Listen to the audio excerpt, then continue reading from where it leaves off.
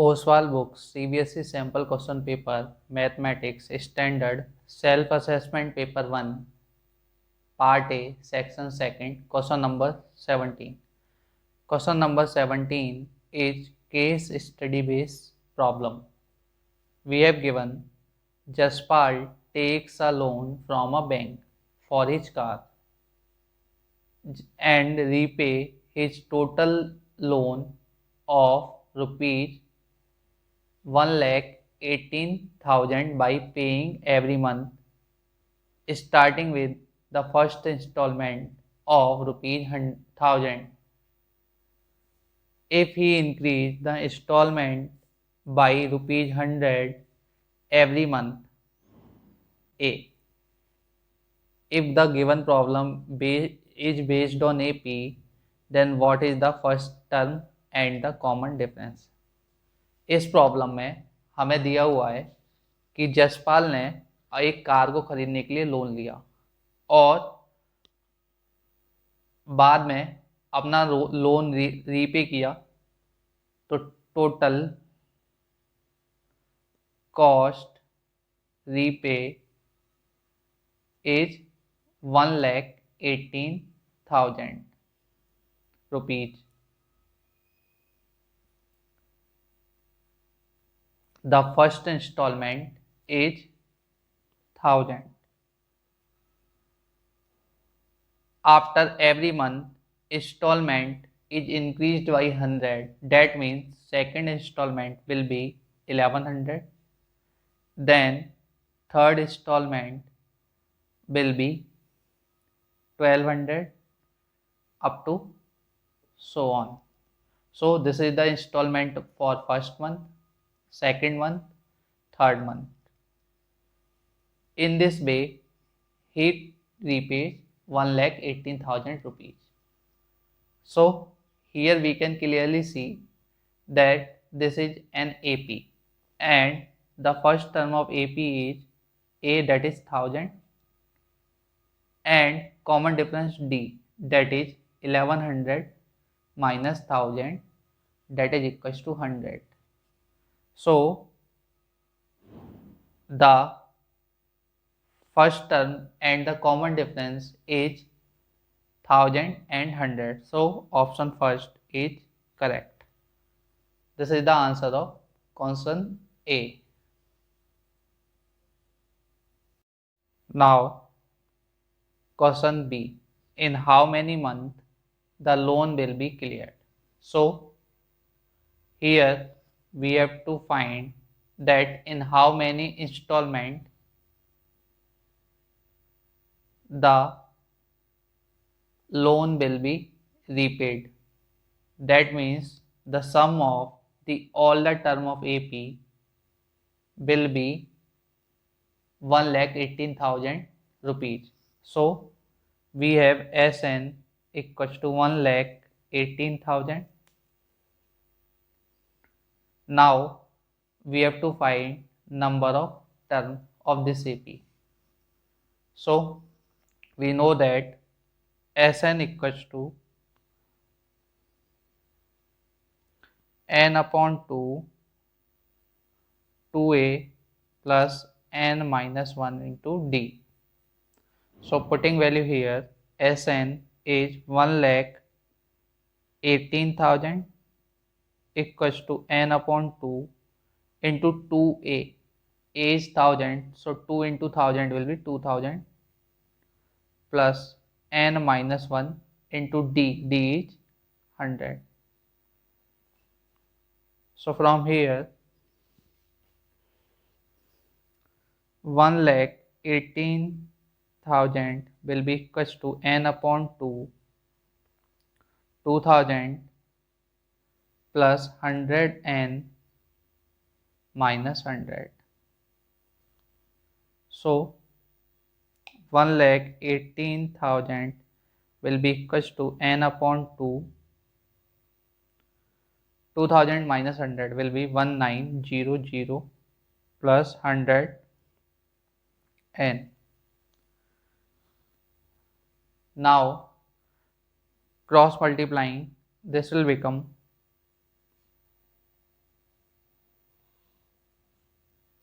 Now cross multiplying, this will become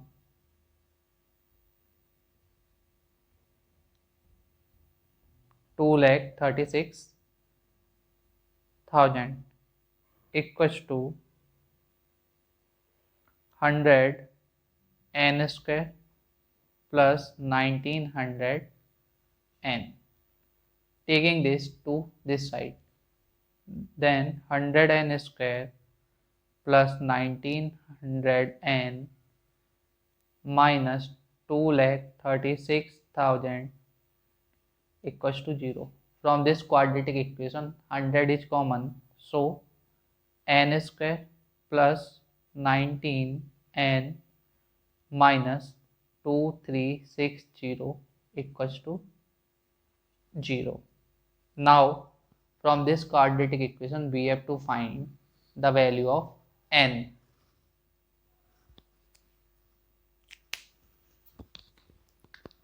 So we have to find the factor of 2360 such that their difference is 19. So the factor will be 59 into 40, that will be equals to 2360, and the difference of 59 and 40 will be 19. So n square plus 59n minus 40n minus 2360 equals to 0. From first two term n is common, so n plus 59, and from last two term minus 40 is common, n plus 59 equals to 0. So the factor will be n minus 40 and n plus 59 equals to 0. So from here n will be equals to 40 and n will be equals to minus 59. Since n cannot be negative, so neglecting this, so n will be equals to 40. So he will take 40 months to clear the loan. So third option is correct.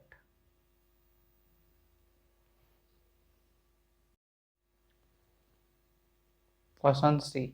The amount paid by him in 30th installment. So here we have to find the amount paid by him in 13th installment. So we have to calculate the 30th term of this AP. So A30. So we know that nth term of AP is given by A plus n minus 1 into D.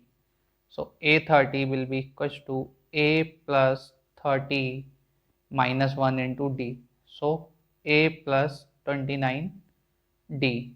Putting value here, A is 1000 and 29 and D is 100. So 1000 plus 2900, that will be equals to 3900. So the amount paid by him in 30th installment will be 3900. So option first is correct. Question D. The amount paid by him in 30 installments. So now we have to find the sum of the amount that he paid in 30 installments. So S30.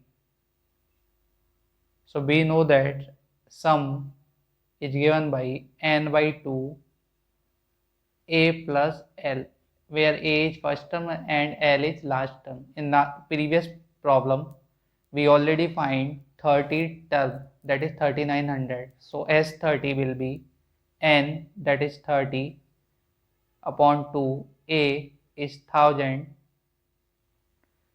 and L is last term, that is 3900. So this will be equals to 15 into 4900, that is equals to 73,500. So this is the amount that he pays in 30 installments. So option second is correct. Now in problem number E, what amount does he still have to pay after 30th installment? Now amount left over after 30 installment will be total amount, that is 1,18,000 minus 73,500. That will be equals to 44,500. This is the amount left out. So option 4 is correct.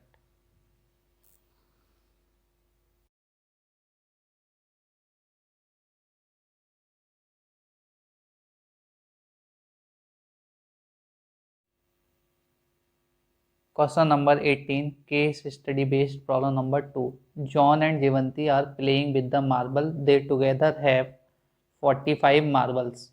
Both of them lost 5 marbles each, and the product of number of marbles they now have is 124. In this problem, we have given that John and Jivanti have 45 marbles. Let John have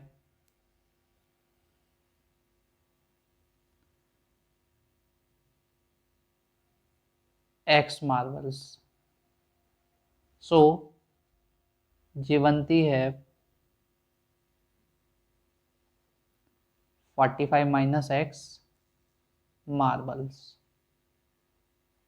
So in part A, if John had X marble, then number of marble Jivanti had.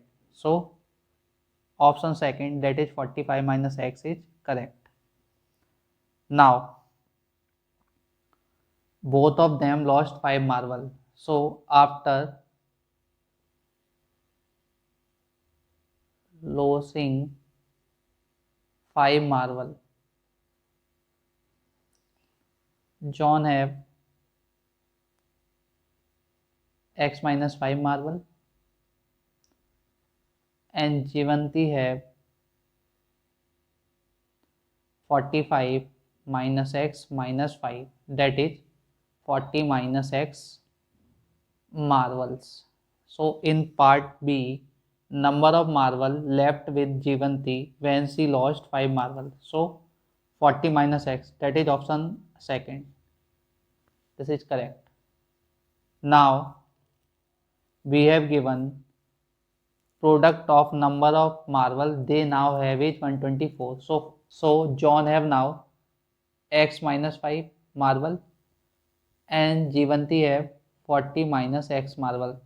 Then product of the marble of both of them is 124.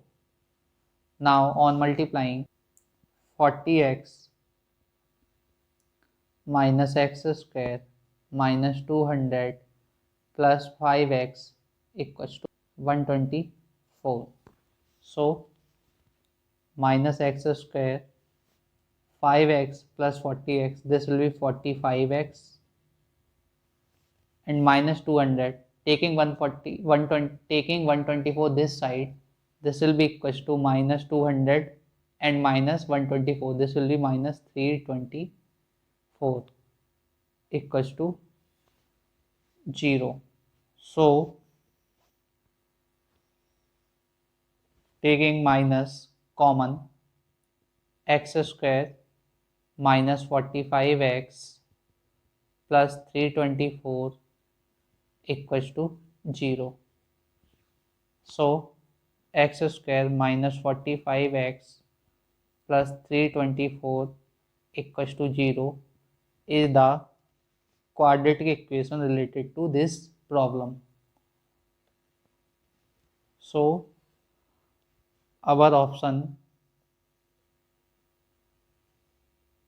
first is correct.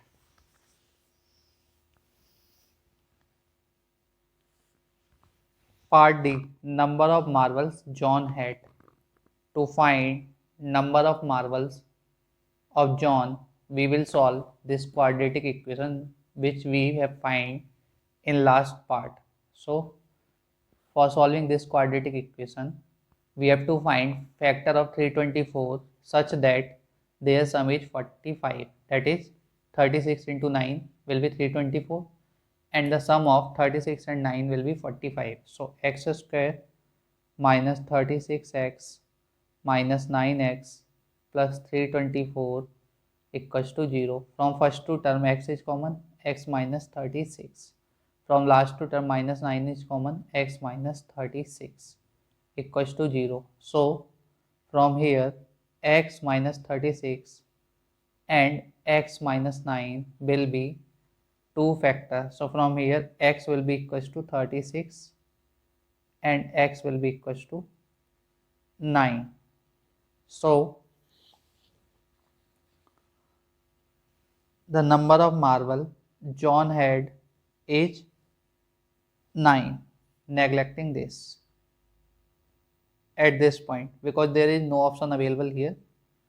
Now if John had 36 marble, then number of marble Jeevanti had, that is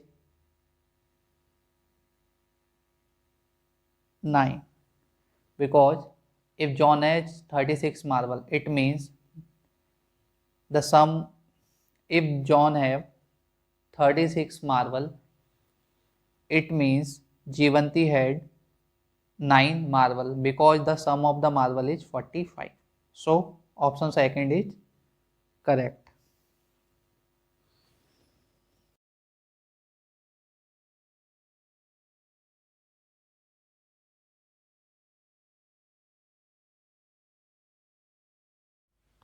Question number 19, case study based problem 3. Students of a school are standing in rows and column in their playground for a drill practice. A, B, C and D are the position of 4 students as shown in figure. Question number A. What are the coordinate position of A and B? In this problem, students are standing in a playground in rows and column. These are the position of 4 students. We have to find the coordinate of the position of A and B. So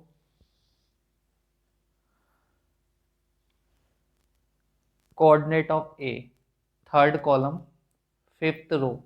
So coordinate of A will be 3, 5. Coordinate of B, seventh column, ninth row. So coordinate of B will be 7, 9. Coordinate of C, 11th column, fifth row, 11, 5.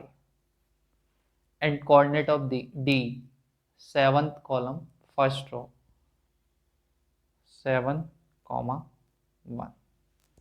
So in this part he is asking about the coordinate position of A and B, that is 3, 5 and 7, 9. So option first is correct.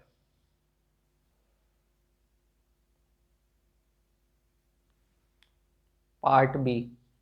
B and D are apart at a distance. In part B, we have to find the distance between B and D. So coordinate of B is 7, 9 and coordinate of D is 7, 1. So let this be x1, y1, x2, y2. So distance between 2 points is given by under root x2 minus x1 whole square plus y2 minus y1 whole square. So here x2 is 7 and x1 is 7. So 7 minus 7 whole square plus y2 is 1 and y1 is 9 whole square. So 7 minus 7, that is 0. So 0 square will be 0. And 1 minus 9, that will be minus 8. And minus 8 square will be 64.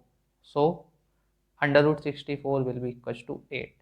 So B and D are apart from 8 units. So option second is correct.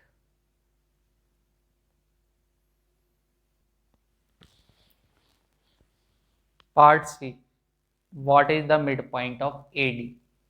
So now we have to find the midpoint of line joining AD. So coordinate of A is 3, 5. Let this be x1, y1. And coordinate of D is 7, 1. Let this be x2, y2. So by midpoint formula we know that coordinate of midpoint is given by x1 plus x2 upon 2 comma y1 plus y2 upon 2. Putting value here, x1 is 3, x2 is 7 upon 2 comma y1 is 5, y2 is 1 upon 2. So this will be equals to 3 plus 7, 10, 10 upon 2 will be 5, comma 5 plus 1 equals to 6 and 6 upon 2 will be 3. So midpoint of AD will be 5, 3. So option 4 is correct. Part D. Distance between Part D. Distance between C and D is. Here we have to find the distance between C and D. So coordinate of C is 11, 5. So let this be x1, y1. And coordinate of D is 7, 1. Let this be x2, y2. So distance between 2 points, that is CD, is given by under root x2 minus x1 whole square. So x2 is 7 and x1 is 11. 7 minus 11 whole square plus y2 minus y1. y2 is 1 and y1 is 5. So 1 minus 5 whole square. 7 minus 11, that will be minus 4. So minus 4 square will be 16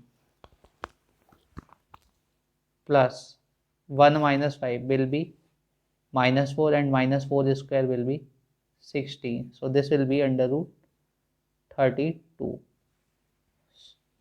We know that under root 32 can be written as 4 root 2.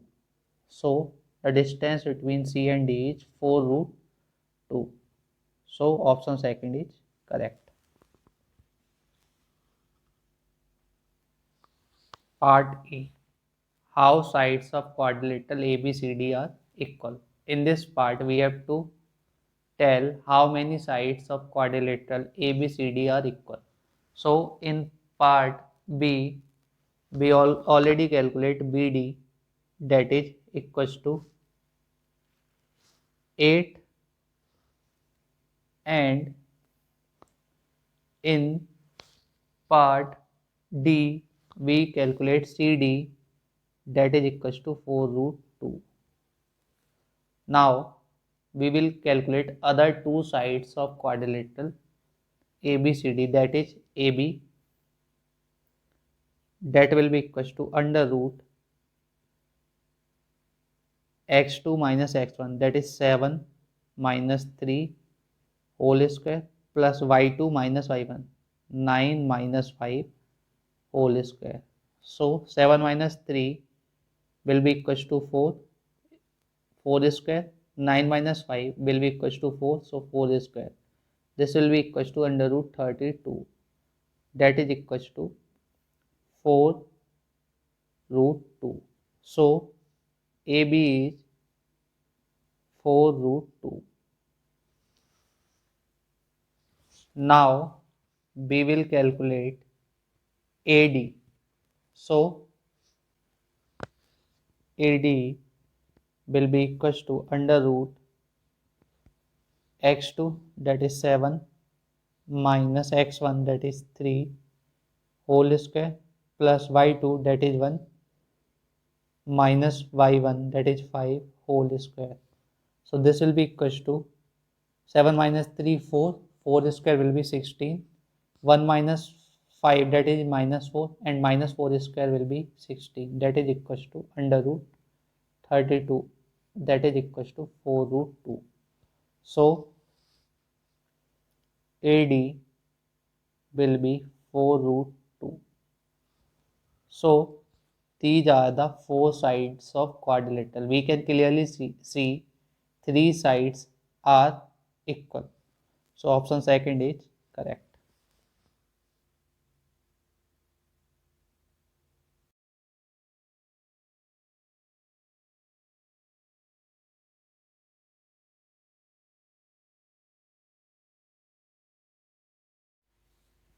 Question number 20.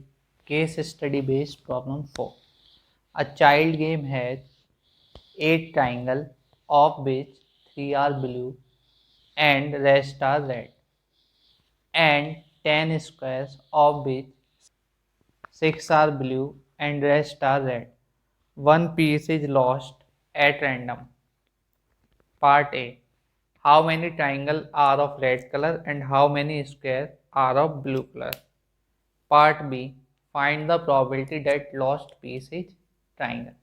In this problem we have given that there are total 8 triangles, of which 3 are blue and rest 5 are red. There are total 10 square, of which 6 are blue and rest 4 are red. So in part A he is asking about how many triangles are red. So red triangles are 5 and blue square are 6. So option 4 is correct. There is some print mistake in the book, so change the option 4, 8 comma 6 by 5 comma 6. Now in part B find the probability that lost piece is triangle. So total triangles are 8 and and total possible outcomes are 10 plus 8, that is 18. So probability of losing triangle is 8 upon 18, that is 4 upon 9. So answer is 4 upon 9. So option first is correct. Part C. Find the probability that lost piece is square. So total square is 10 and total possible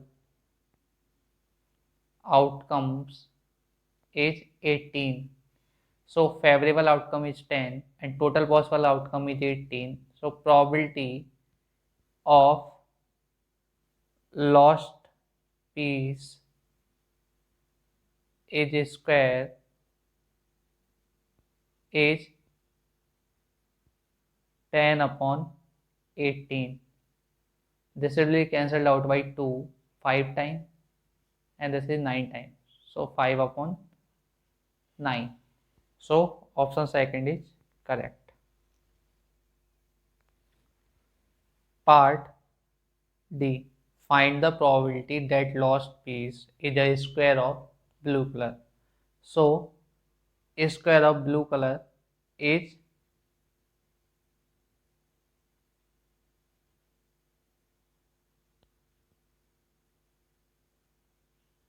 6.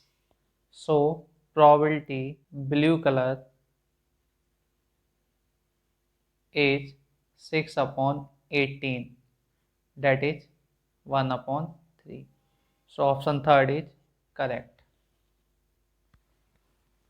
Part E. Find the probability that lost piece is a triangle of red color. So red color triangles are 5. So red color triangles is 5. So probability of losing red color triangle